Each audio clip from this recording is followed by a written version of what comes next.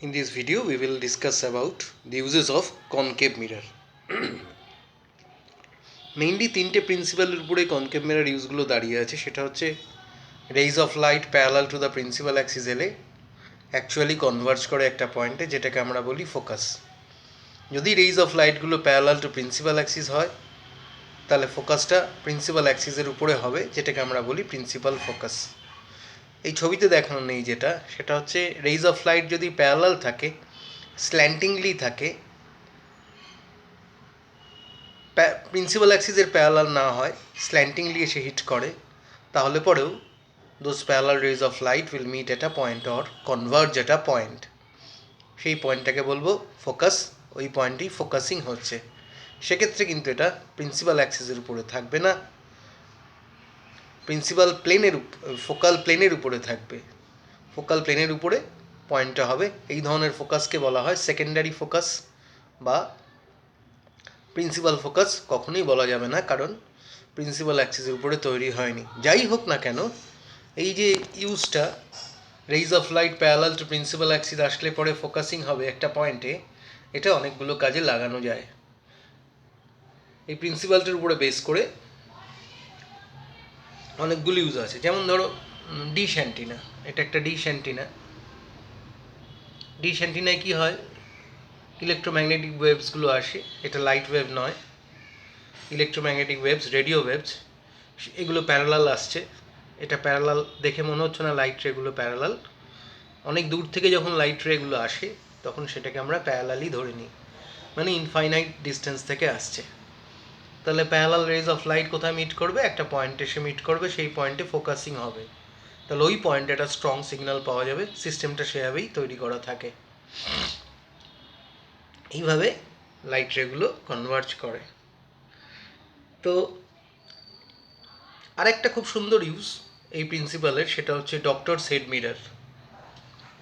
কোনো গলার ভেতরে কোনো জিনিস দেখবেন ডক্টরবাবু, বা মুখের ভেতরে কোনো জিনিস দেখবেন, তো সেক্ষেত্রে একটা মিরর সঙ্গে একটা লাইট ফিট করা এরকম একটা যন্ত্র ডক্টররা ব্যবহার করে থাকেন গলার ভেতরে কিছু জিনিস দেখার জন্য, বা নাকের ভেতরে। তো ডক্টরস হেড মিরর বলে। সেখানে হয় কীরকম একটা রিফ্লেক্টর থাকে,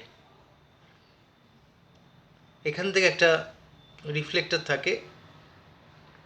তো লাইট রেগুলো এরকম প্যারালাল এসে অ্যাকচুয়ালি মিট করে কোনো একটা পয়েন্টে, এই পয়েন্টে। তাহলে এই পয়েন্টে ইমেজ ফর্মেশন হয়, রিয়েল ইমেজ ফর্মেশন হয় এই পয়েন্টে। এই পয়েন্ট হচ্ছে ফোকাস। এই কনকেভ মিররের ফোকাসটা হচ্ছে এটা। তো এখানে একটা পরিষ্কার ইমেজ ডক্টরবাবুরা দেখতে পান। তো যে কোনো পয়েন্ট লোকেট করে, যে কোনো জায়গা লোকেট করে নাকের ভেতরে বা গলার ভেতরে, সেই জায়গাটায় ভিউ করলে হেডটাকে সাইডওয়েজ মুভমেন্ট করার পরে ওনারা অ্যাডজাস্ট করে নেন।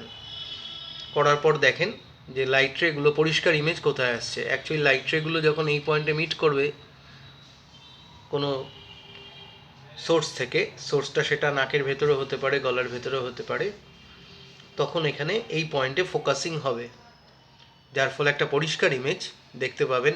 ছোট্ট ইমেজ, কিন্তু পরিষ্কার তিনি দেখতে পাবেন। এইভাবে লোকেট করা হয়।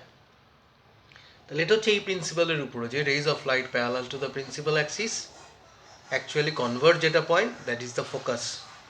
If the rays of light are slantingly incident on a concave mirror, then they will not meet at the principal axis, they will meet at the focal plane. But after all, the incident rays, after being reflected, converge at a point. তাহলে এটার উপর আমরা দুটো use করলাম, একটা হচ্ছে doctors head mirror আর dish অ্যান্টিনার গল্পটা।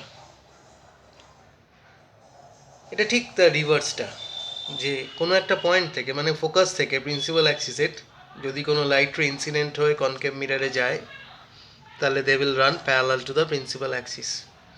এই প্রিন্সিপালের উপরে বেস করেও কিছু ইউজ আছে। খুব সুন্দর ইউজ টর্চ লাইট।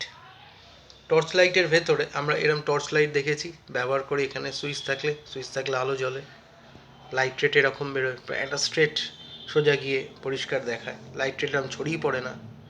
অ্যাকচুয়ালি কী হয়, এখানে একটা বাল্ব থাকে, এই বাল্বের পেছনেই এখানে একটা কাঁচ থাকে, বাল্ব থাকে, বাল্বের পেছনে এরকম একটা কনকেভ মিরর থাকে।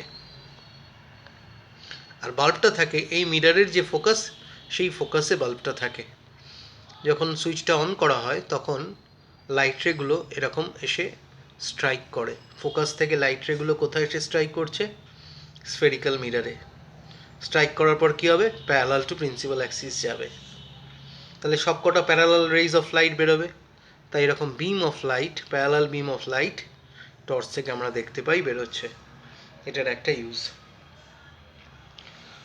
আরেক ধরনের ইউজ হচ্ছে ম্যাগনিফাইড ইমেজ তৈরি করার উপরে বেস করে। আমরা জানি যে in a concave mirror two types of magnified images are formed.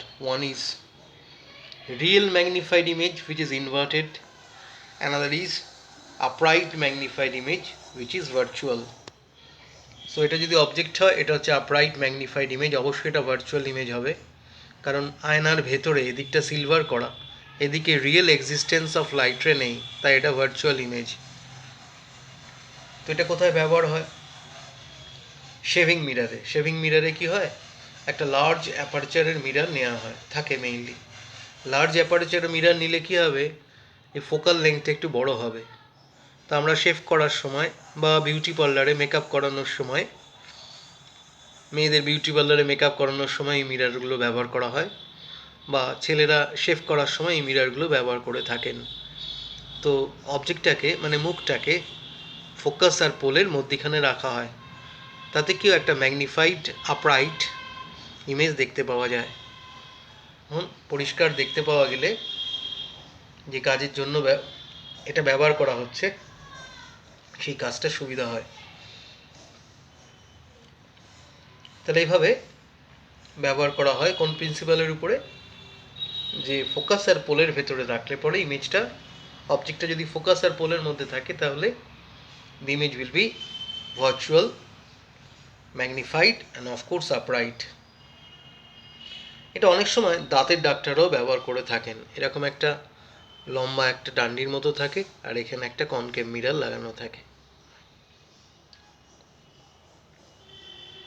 তো ওনারা করেন কি, ওই মিররটা মুখের ভেতরে ঢুকিয়ে দেন, ঢুকিয়ে দেওয়ার পরে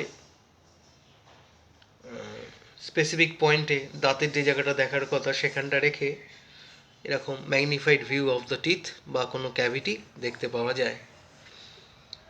তাহলে এই যে দুটো ইউজ বললাম তার প্রিন্সিপালটা হচ্ছে এটা।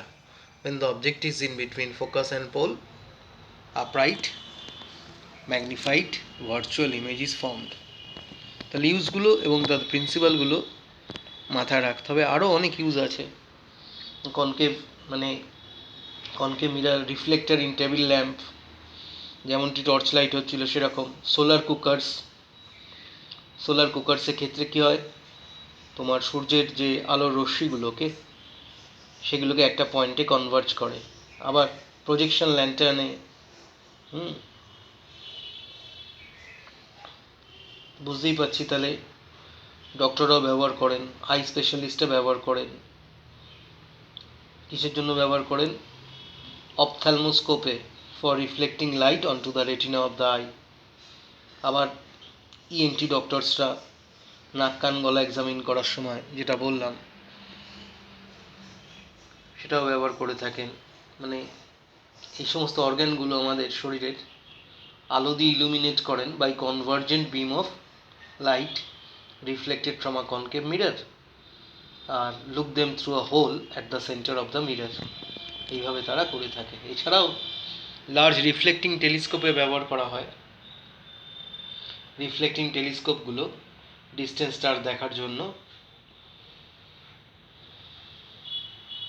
যদিও ইদানিংকালে প্যারাবোলয়েড মানে স্ফেরিক্যাল শেপ নেওয়া হয় না, প্যারাবোলয়েড শেপের মিরর নেওয়া হয়, কারণ প্যারাবোলয়েড শেপের যে মিররগুলো বিমটা অনেক ওয়াইড বিম নিয়ে আসে প্যারালাল রেজের, আর একটা পয়েন্টে ফোকাসিং করতে সুবিধা হয়।